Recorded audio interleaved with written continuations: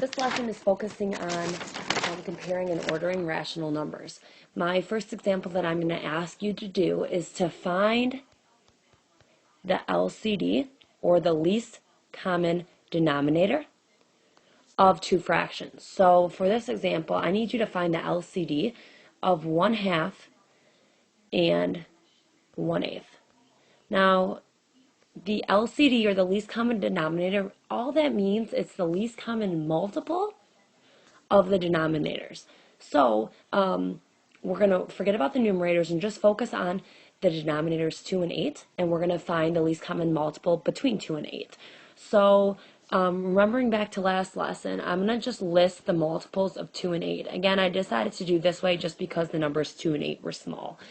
So I'm going to say 2, 4, 6, 8, 10, and I'll stop here. Again, try to go out of 5 numbers. 8, 16, 24, 32. I'm going to stop here because I already see that I have something in common.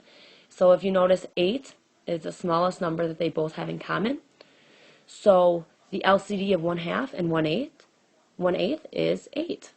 So then that's how you find the least common denominator. Again, just focusing on finding the least common multiple of my two denominators.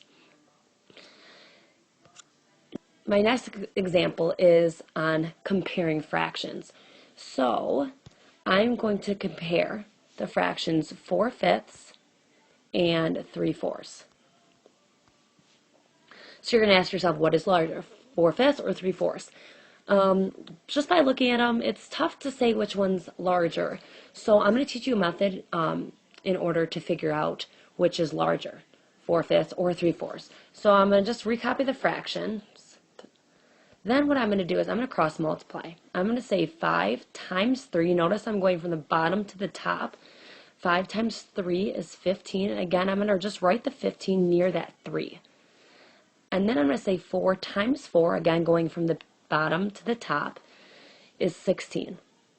Then all you have to say is, what is larger, 16 or 15? Well, we know that 16 is larger than 15, so 4/5 is larger than 3/4. So we can actually add in our sign and say 4/5 is larger than 3/4. My last example is ordering a set of numbers from least to greatest.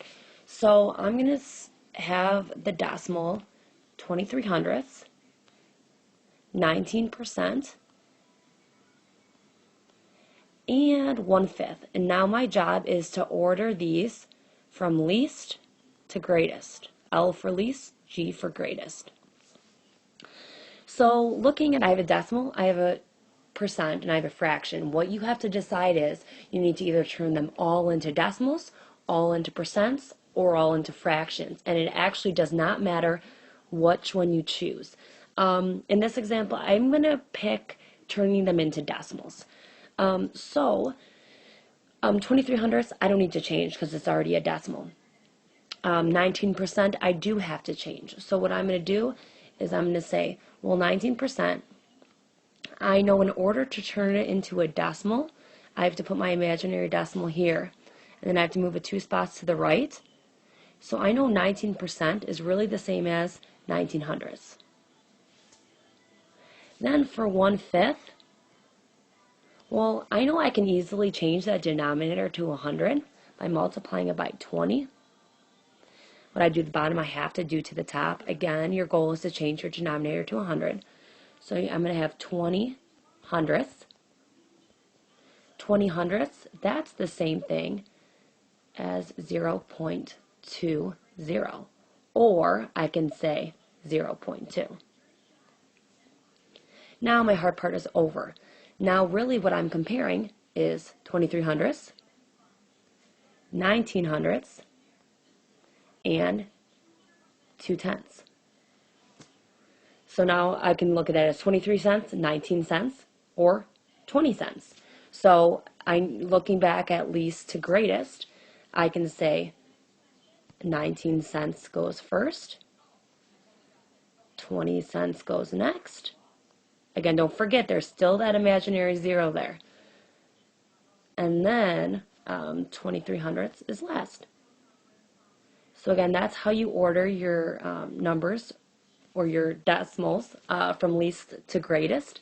Again, looking back at our example here, you can choose, do I turn them all into decimals? Do I turn them all into percents? Or do I turn them all into fractions? And that's up to you, whatever you want to do. But again, you need to change them all into at least one of your three choices. So that's how you order decimals, percents, or fractions from least to greatest, or from greatest to least. That wraps up the lesson.